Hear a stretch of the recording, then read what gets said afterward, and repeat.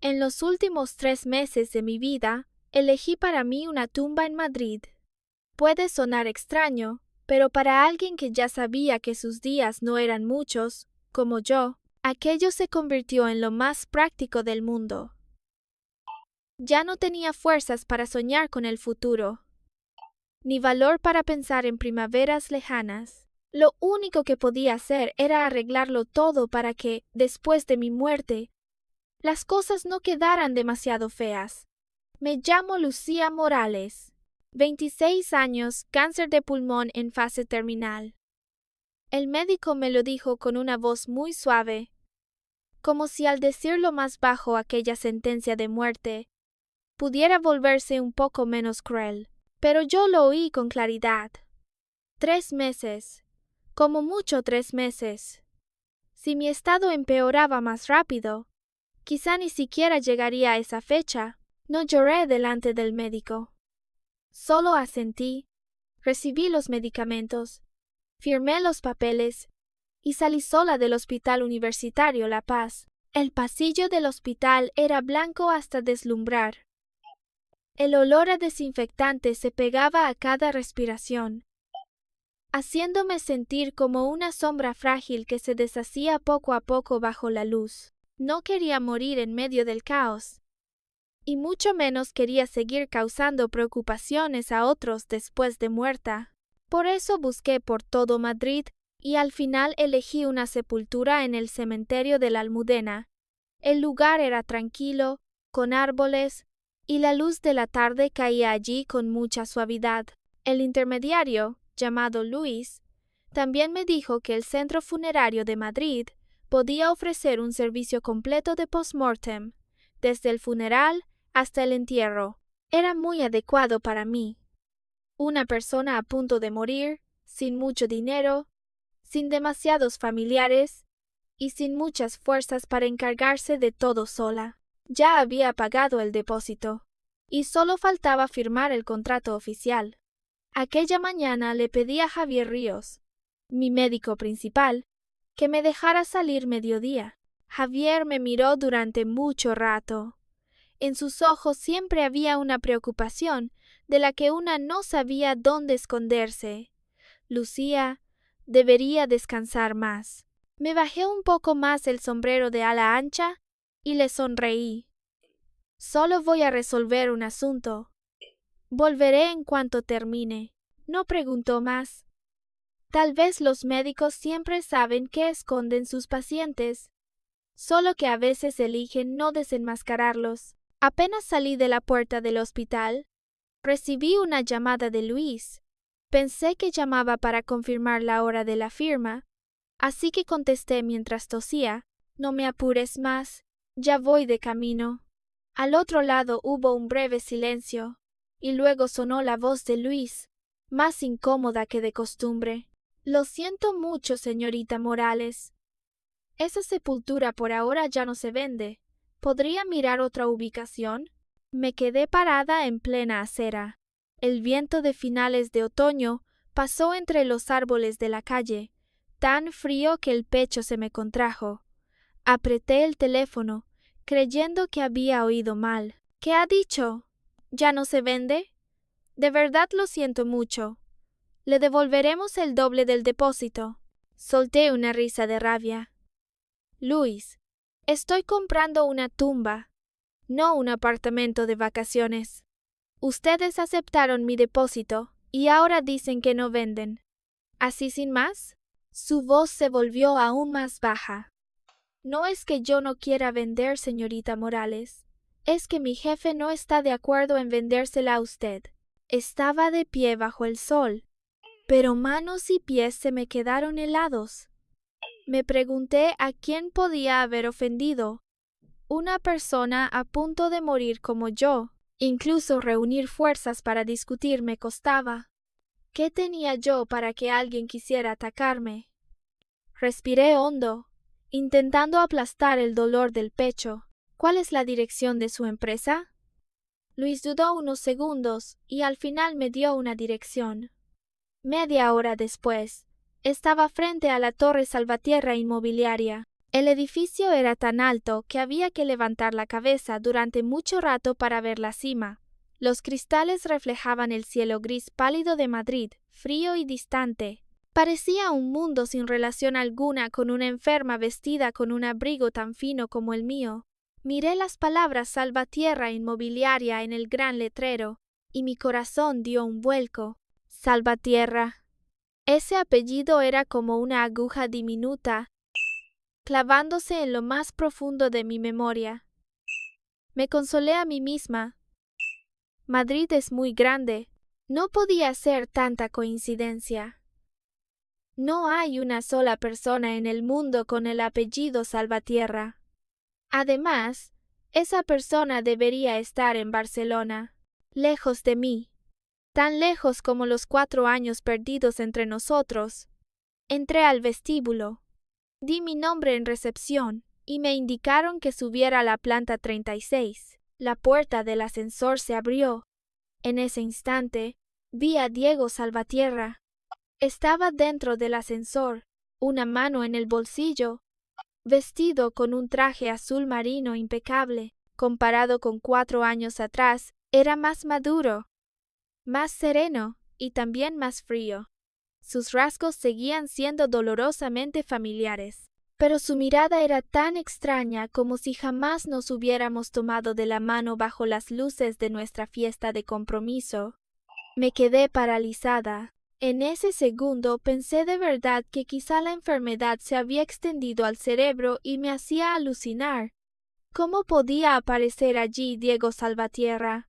Él no debería estar en Madrid, y mucho menos debería estar frente a mí, en el momento en que yo estaba más destruida, más delgada, y más cerca de la muerte. Por instinto bajé el ala del sombrero, ocultando media cara. Antes de que pudiera reconocerme, me di la vuelta para marcharme, pero aquella voz grave y fría sonó detrás de mí. «Señorita, ¿no va a entrar?» Sentí las piernas como si se hubieran vuelto de plomo. De espaldas a él, intenté mantener la voz tranquila. «Estoy esperando a alguien. Ustedes vayan primero». Todo estaba tan silencioso que podía oír mi corazón golpeando desordenado dentro del pecho. Creí que la puerta del ascensor se cerraría. Creí que, con unos segundos más, él desaparecería, y yo podría fingir que este encuentro nunca había ocurrido.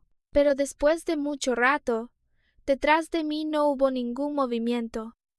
Giré la cabeza lentamente. Diego seguía allí. Su mirada caía sobre mí, fría y pesada, como si me hubiera reconocido desde hacía rato, y solo estuviera esperando a que yo misma me quitara aquel torpe disfraz. Curvé los labios, esforzándome por formar una sonrisa. ¡Qué coincidencia!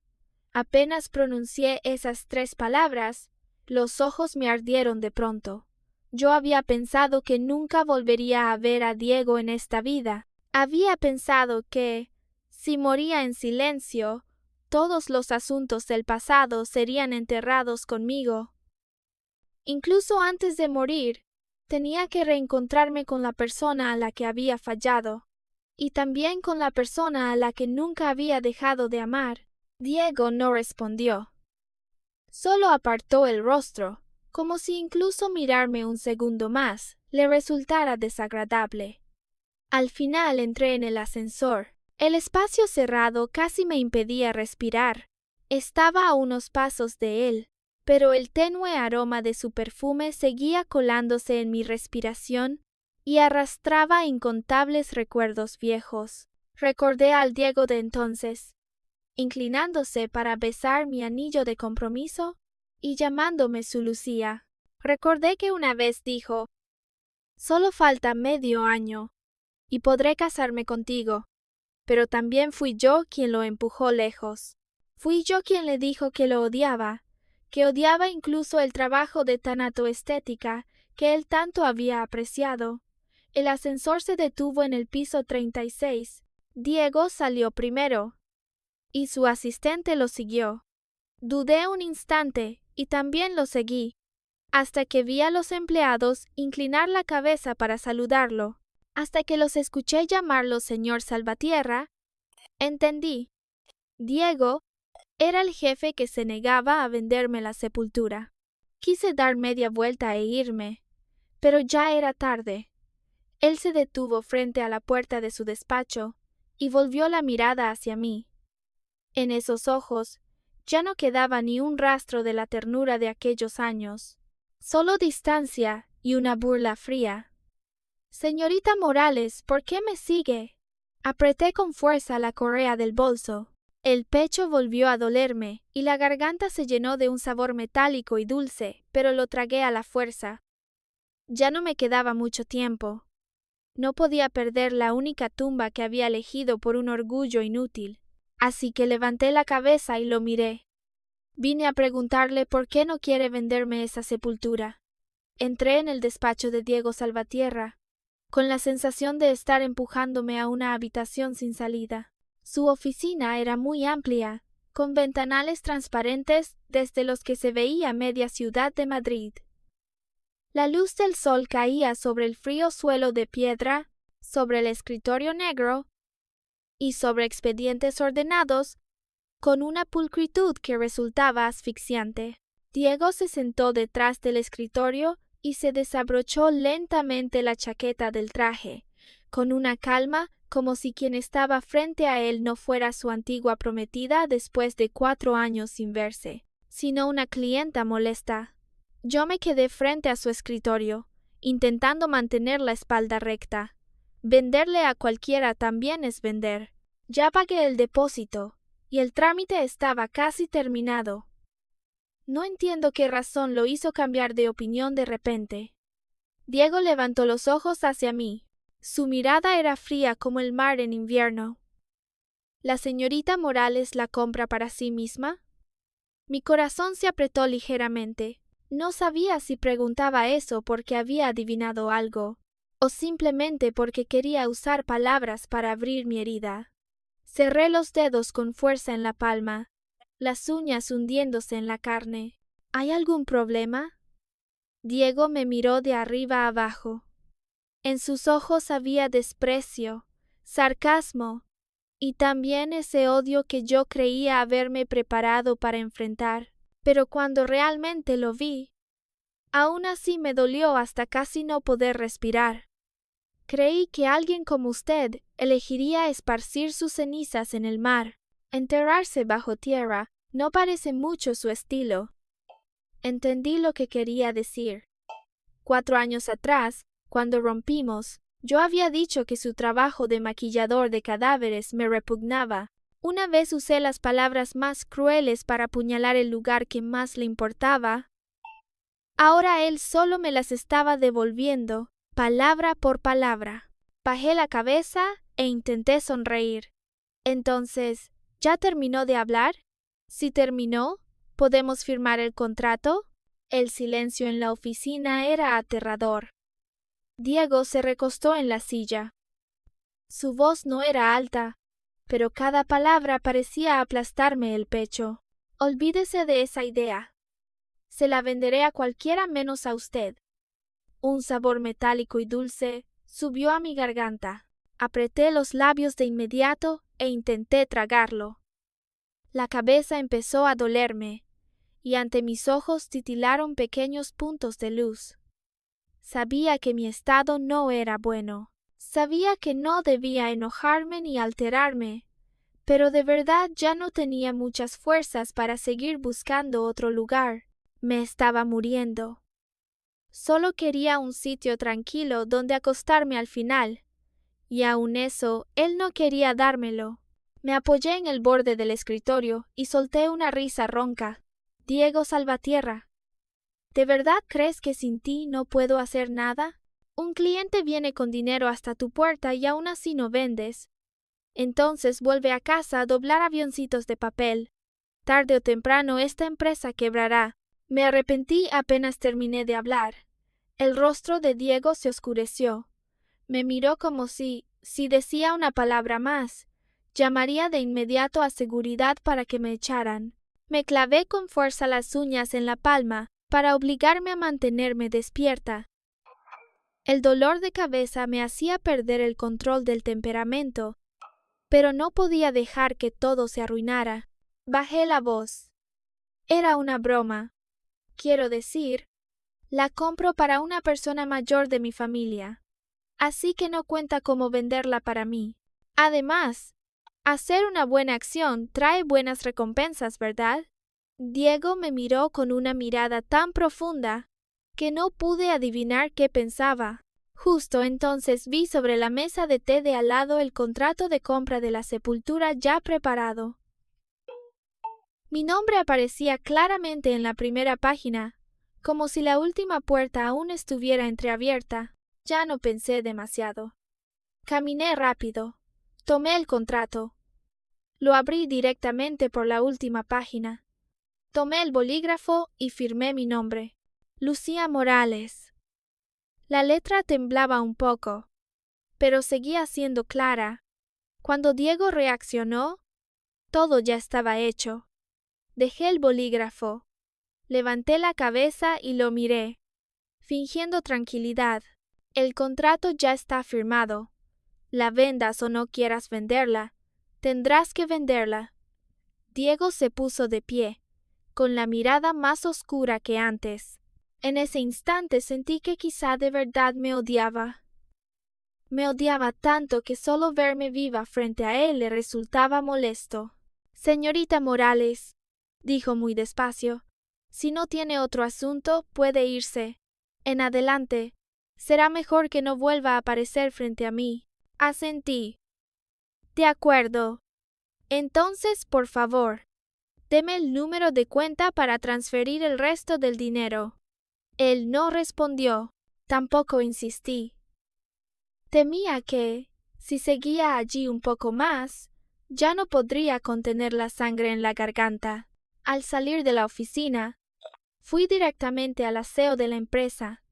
Apenas cerré la puerta con seguro, me abracé al lavabo y tosí, hasta que todo el cuerpo me tembló. La sangre fresca salpicó el lavabo blanco, roja, hasta doler los ojos. Miré ese color durante mucho rato, y luego abrí el grifo con calma para limpiarlo. Ya estaba acostumbrada a escenas así. Me limpié la boca, me lavé la cara, me arreglé el cabello y el sombrero.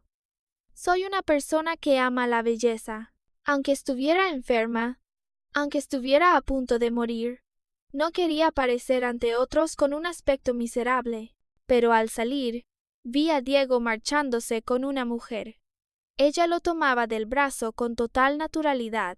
Diego inclinaba la cabeza para escucharla, y la comisura de sus labios se curvaba ligeramente.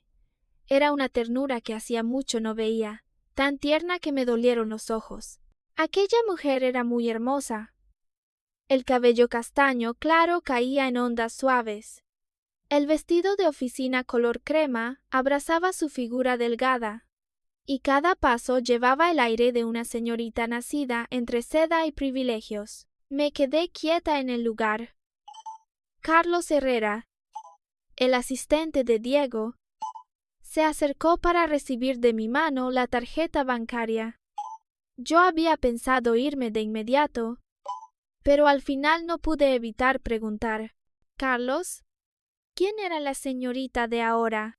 Carlos respondió con cortesía: «Es la señorita Valeria Cortés, la hija mayor de la familia Cortés.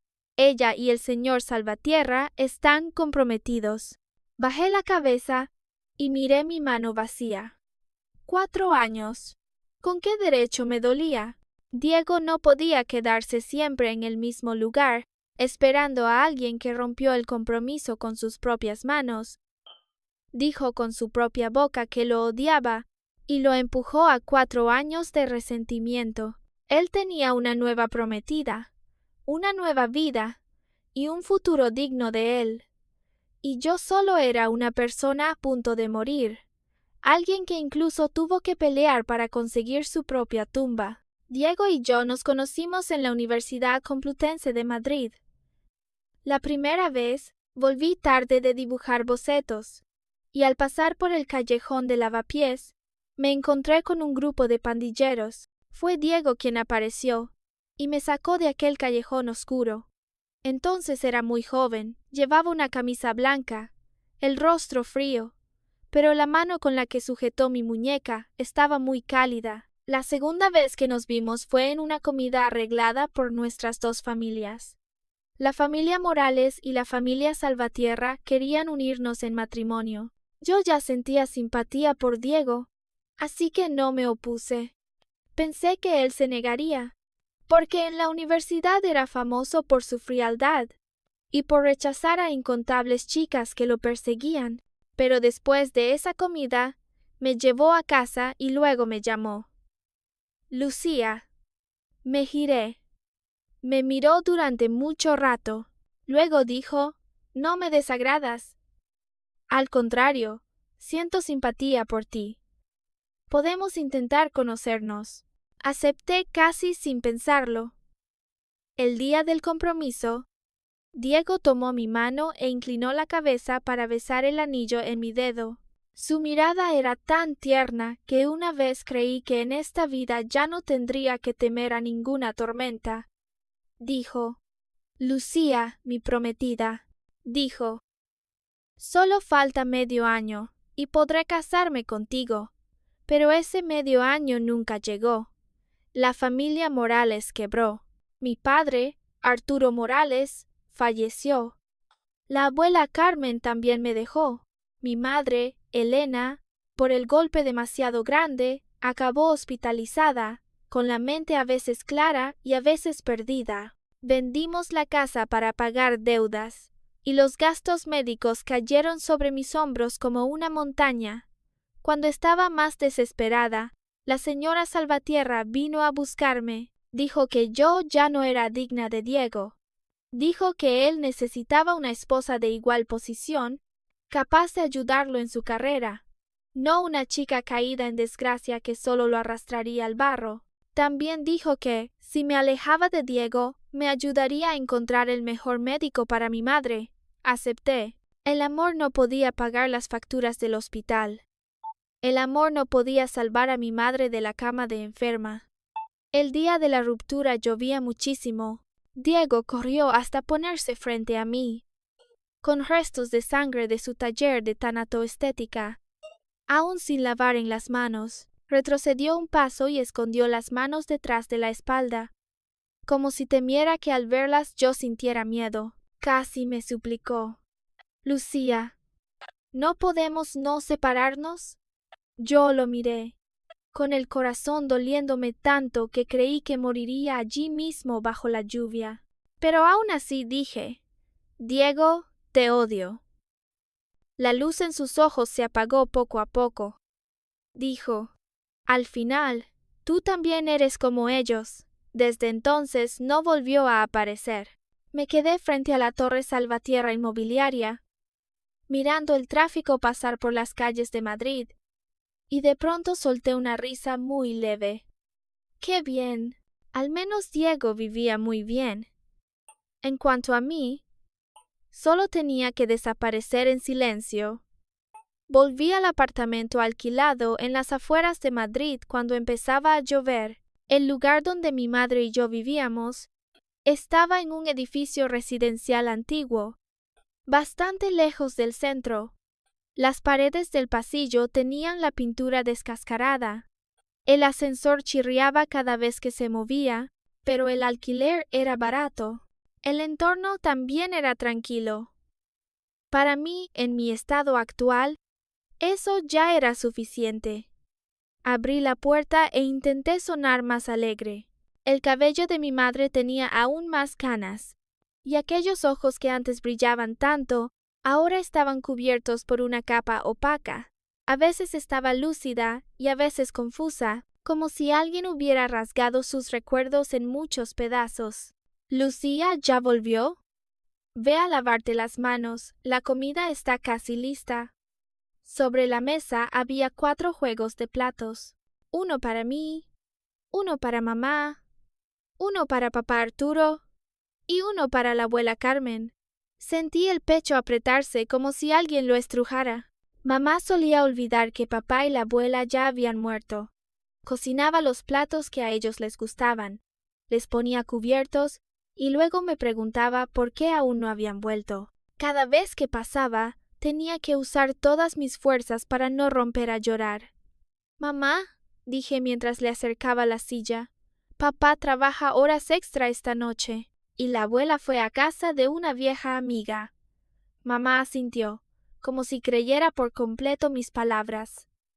Justo entonces sonó el timbre. Fui a abrir la puerta y vi a Javier Ríos afuera. Llevaba un abrigo oscuro sobre la bata blanca. Una mano sostenía una bolsa de medicamentos y la otra algunos suplementos. Esta mañana salió con prisa y olvidó llevar sus medicinas. Se las traje. Las recibí y le di las gracias en voz baja. Mamá salió detrás de mí. Lo miró durante mucho rato y de repente sonrió. «Pequeño Diego, ¿viniste a buscar a Lucía? Entra rápido, la comida acaba de estar lista». Todo mi cuerpo se quedó rígido. «Mamá, él no es», pero la explicación se me atascó en la garganta. No sabía cómo decirle a mi madre que Diego hacía mucho que ya no era mi prometido. Mucho menos podía decirle que aquel hombre al que ella recordaba como futuro yerno, ahora solo me miraba con ojos fríos y odio. Javier me miró y luego asintió suavemente a mi madre. «Sí, disculpe la molestia, señora. Aquella comida fue tan silenciosa que me incomodó». Mamá le servía comida a Javier y le preguntaba cuándo íbamos a celebrar la boda. Bajé la cabeza. La mano que sostenía los palillos me temblaba. «Mamá, come primero». Después de cenar, acompañé a Javier hasta abajo. La lluvia había parado y el aire olía a tierra húmeda y hojas podridas. «Lo siento», dije. «Hoy volví a molestarlo». «No pasa nada». Javier me miró con una voz muy suave. «¿Ese Diego era la persona que usted amó?» Miré los charcos que quedaban en el suelo y después de mucho rato respondí: «Todo eso ya pasó. Sí, ya pasó. Diego tenía a Valeria Cortés. Y yo ya no tenía futuro para amar a nadie. Quiere a Mari. Javier guardó silencio un momento y luego dijo: «Lucía está demasiado delgada. Tiene que comer un poco más. Ay, sea optimista. Quizá ocurra un milagro». Sonreí con amargura. Los milagros se llaman milagros, precisamente porque casi nunca ocurren. Javier entendía mejor que nadie cómo estaba mi cuerpo. Yo también lo entendía. Las toses con sangre eran cada vez más frecuentes. El dolor en el pecho duraba más.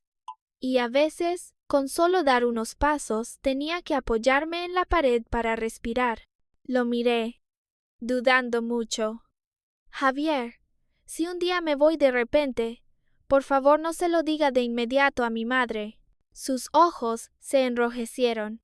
«Usted se recuperará». No respondí.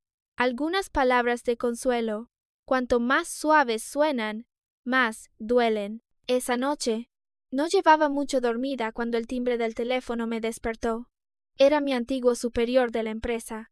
Su voz estaba llena de ira y me exigió que fuera de inmediato a un restaurante privado castellano para negociar un contrato con unos socios. Casi se me escapó decir que ya no trabajaba, pero al pensar en mi madre y en el poco dinero que quedaba, me tragué la protesta.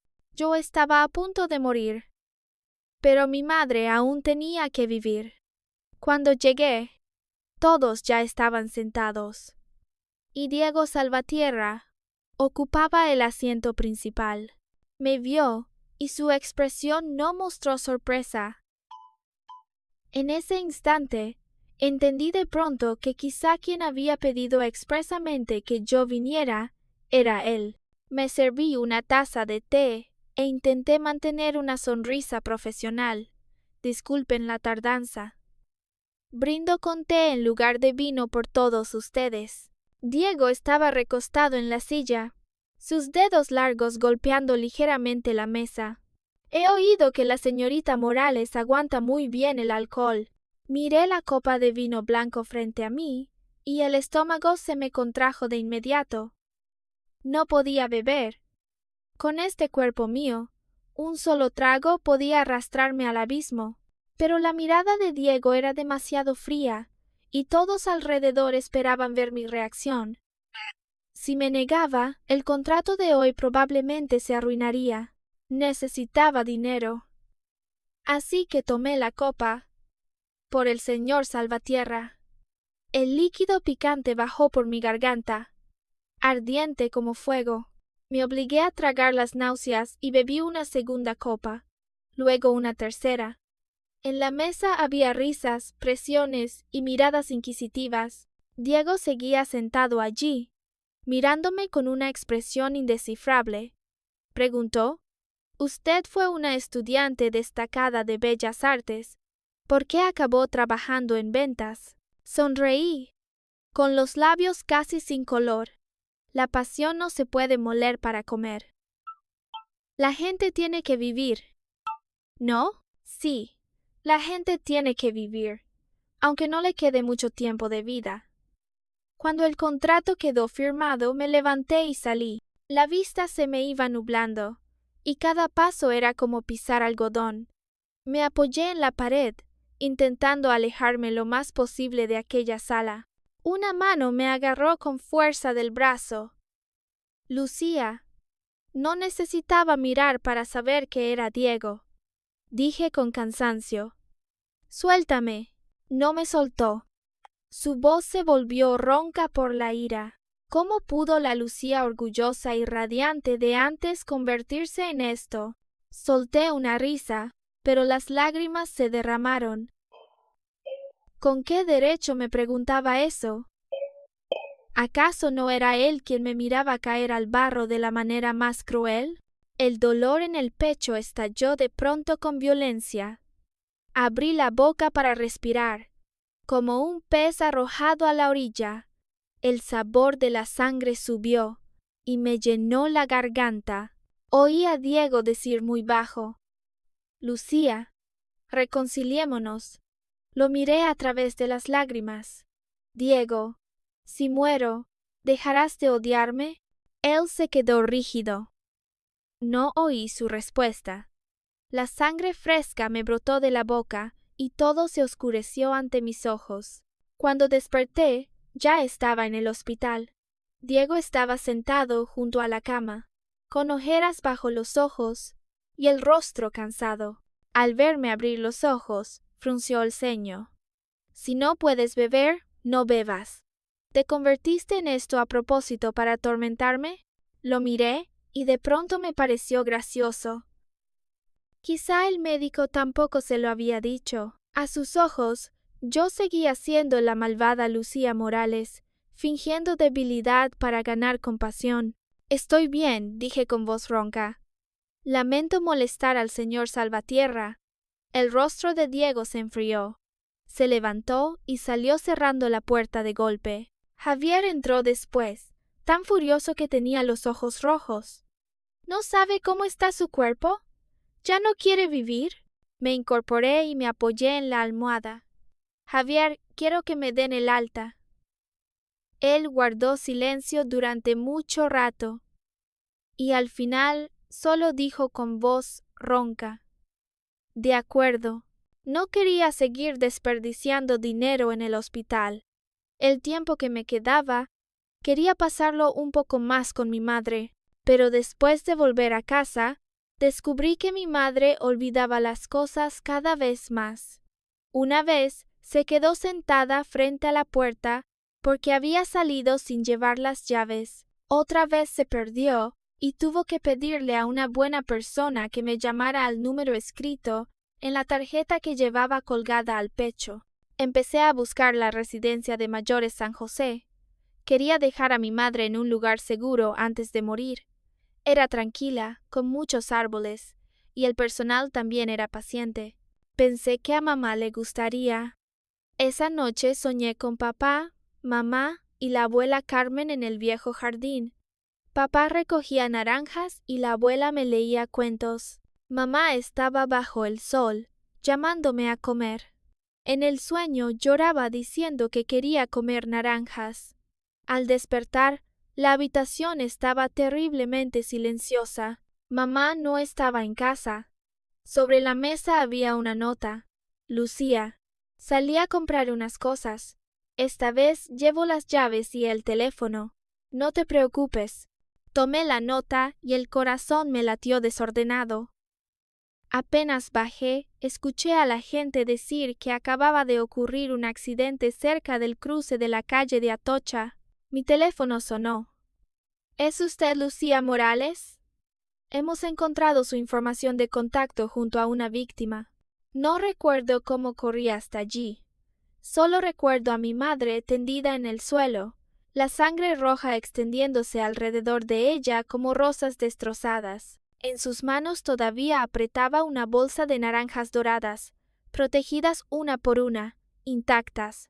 Me arrodillé y abracé a mi madre. Mamá, quise gritar, pero la garganta parecía estrangulada por alguien.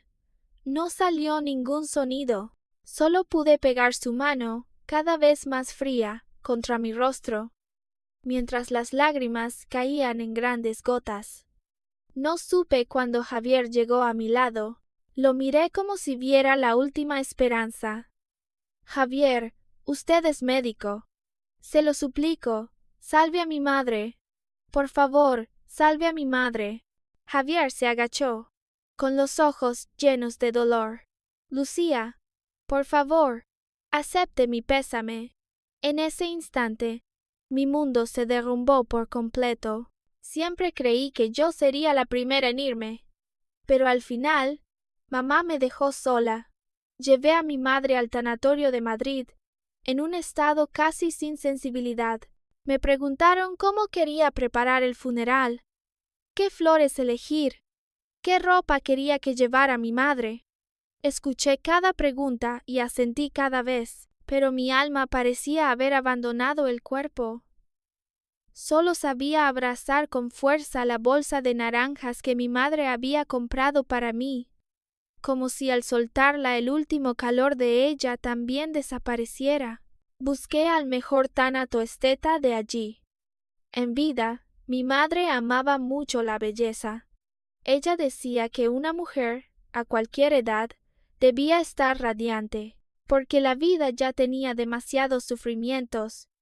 Al menos al mirarse al espejo una debía verse un poco hermosa. Por eso elegí para ella el vestido rojo que más le gustaba, el que llevó la primera vez que conoció a papá Arturo. Cuando vi a mamá tendida en silencio con aquel vestido, el rostro restaurado con dulzura, de pronto sentí que solo estaba dormida. Me incliné y toqué suavemente su mano helada. Mamá, estás muy hermosa. Nadie me respondió. El día que llevamos a mamá al cementerio de la Almudena, el cielo de Madrid estaba gris. El viento soplaba entre los árboles del cementerio y arrastraba hojas secas por el camino de piedra. Aquella tumba originalmente era el lugar que había elegido para mí. Pensé que, después de morir, yacería allí, tranquila y sin molestar a nadie. Pero ahora, quien se acostó primero fue mamá. Me arrodillé frente a la lápida y puse la bolsa de naranjas a un lado. Las naranjas doradas seguían intactas, pero la persona que las compró para mí ya no podía volver. Mamá, susurré, espérame un poco. Lucía pronto irá a buscarte. Cuando me levanté, las piernas se me ablandaron y casi caí. Javier me sostuvo. No dijo nada, solo permaneció en silencio a mi lado, como si temiera que cualquier palabra de consuelo en ese momento me hiciera romperme por completo. Diego también vino. No sabía quién se lo había avisado. Llevaba un traje negro y estaba no muy lejos de mí, con los ojos rojos, pero intentando mantener la calma. Al verlo allí, ya no sentí rabia ni el dolor de antes. Tal vez cuando una persona pierde lo último a lo que aferrarse, el corazón también queda vacío. Al salir del cementerio, miré a Diego y dije muy bajo, gracias por venir al funeral de mi madre. Gracias por acompañarme en este último tramo, aunque entre nosotros ya no hubiera ningún derecho a estar uno junto al otro. Diego me miró con la voz ronca. Lo siento, Lucía. Me quedé inmóvil. Dio un paso adelante, pero como si temiera que yo retrocediera, se detuvo de inmediato. Ya lo sé todo. Sé que aquel año la familia Morales quebró. Sé que el tío Arturo y la abuela Carmen fallecieron. Sé que tu madre estaba gravemente enferma. También sé que mi madre fue a buscarte y te obligó a alejarte de mí. Lo miré con calma. Así que ya lo sabía. Durante mucho tiempo temí el día en que Diego conociera la verdad. Temía que me compadeciera, que se culpara a sí mismo, que las viejas heridas se abrieran y ambos volviéramos a sufrir. Pero cuando realmente lo escuché decirlo, dentro de mí solo quedó un silencio inmenso. Todo eso ya pasó, dije. Diego negó con la cabeza, con los ojos llenos de dolor. No puede pasar. Lucía, no debí odiarte. No debí creer las palabras que dijiste cuando rompimos. Mucho menos debí ponértelo difícil, obligarte a beber. Ni su voz se quebró. Miré al hombre frente a mí. Él había sido la persona que más amé, el futuro que me desesperé por conservar. Pero ahora, entre nosotros había 4 años de malentendidos. Había palabras que hirieron. Estaba la muerte de mi padre, de mi abuela, de mi madre, y estaba mi cuerpo a punto de apagarse. Era tarde. Todo era demasiado tarde. Diego, dije, ya tienes a Valeria Cortés. Debes seguir adelante. Valeria y yo ya cancelamos el compromiso. Él habló con prisa, como si al explicarlo más rápido aún quedara una oportunidad. Solo era un acuerdo entre las dos familias. Nunca la amé. Lucía, ¿podemos empezar de nuevo? Volví la cara hacia los árboles del cementerio. El viento sopló, y hojas amarillas cayeron sobre mi hombro. De pronto recordé al Diego de 20 años. Recordé que una vez estuvo bajo la lluvia suplicándome que no rompiéramos. En aquel momento yo también quería abrazarlo y decirle que me dolía mucho, que tenía mucho miedo, que lo necesitaba mucho, pero no pude. Ahora él volvía a preguntarme si podíamos empezar de nuevo, y menos podía hacerlo. ¿Con qué empieza de nuevo una persona que ya llegó al final del camino? Le di la espalda. Sigue adelante, no mires atrás. Después de decirlo, subí al coche con Javier. Por el retrovisor, la figura de Diego en medio del cementerio se hizo cada vez más lejana, hasta desaparecer tras una curva. Apoyé la cabeza contra la ventanilla y cerré los ojos lentamente. Estaba demasiado cansada. Después del funeral de mi madre, mi salud se desplomó muy rápido. Estuve en coma una semana entera, y cuando desperté, ya era finales de otoño. Fuera de la ventana del hospital, los árboles habían perdido sus hojas, el cielo era gris pálido, y todo parecía prepararse para una larga despedida. Javier me aconsejó continuar el tratamiento. Yo solo negué con la cabeza. Ya no tenía familiares por quienes preocuparme. Tampoco tenía razones para alargar cada día de dolor.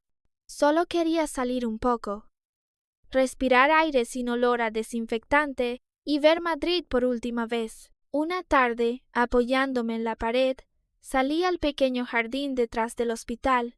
Me senté en un banco de piedra junto al parterre, respirando mientras miraba las hojas secas caer al suelo. El pecho me dolía como si una mano invisible lo apretara, pero extrañamente mi corazón estaba muy tranquilo. Una botella de agua mineral apareció frente a mí. Levanté la cabeza y vi a Diego. Había adelgazado mucho, tenía ojeras, y la frialdad orgullosa de antaño parecía desgastada por el remordimiento. Abrió la botella y me la entregó. Lucía, Estás demasiado delgada.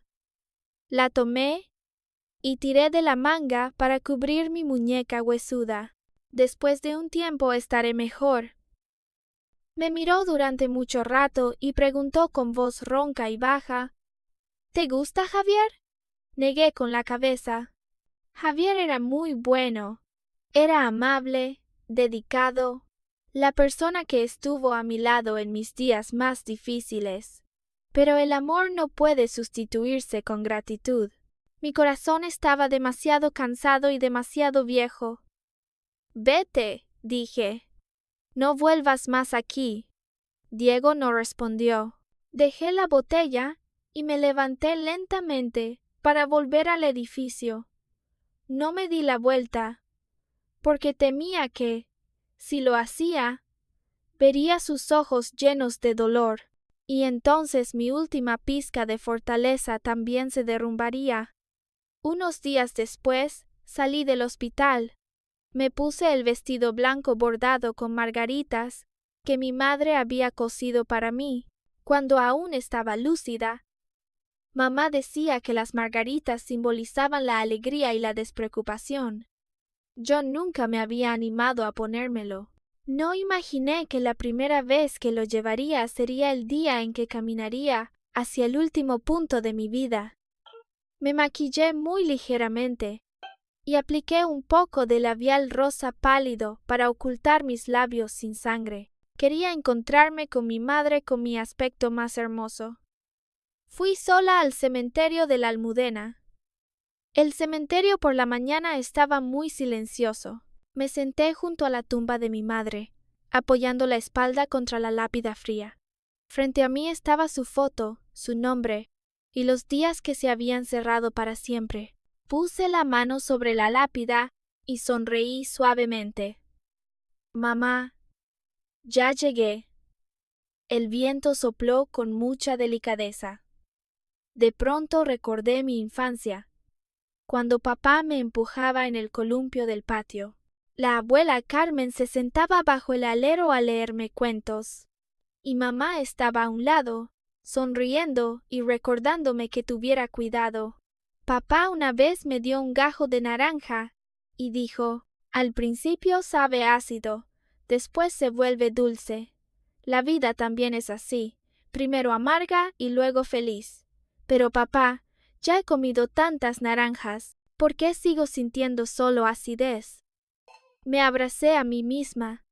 Mientras el frío de la tierra subía poco a poco, mi respiración se hizo cada vez más ligera. El dolor del pecho también se fue alejando. Miré el cielo de Madrid a través de las ramas desnudas, y de pronto sentí que todo era muy tranquilo. Ya no culpaba a Diego. Tampoco culpaba a su madre, ni al destino. Si esta vida tenía que terminar así, entonces al menos había llevado a mi madre a un lugar tranquilo. Al menos ya no tendría que dejarla sola. En el instante en que mi conciencia se volvió borrosa, me pareció escuchar a alguien llamar mi nombre desde muy lejos. Lucía. Esa voz temblaba y estaba llena de pánico. Igual que aquel día en que caí delante de Diego, quise abrir los ojos para mirarlo por última vez, pero los párpados pesaban demasiado.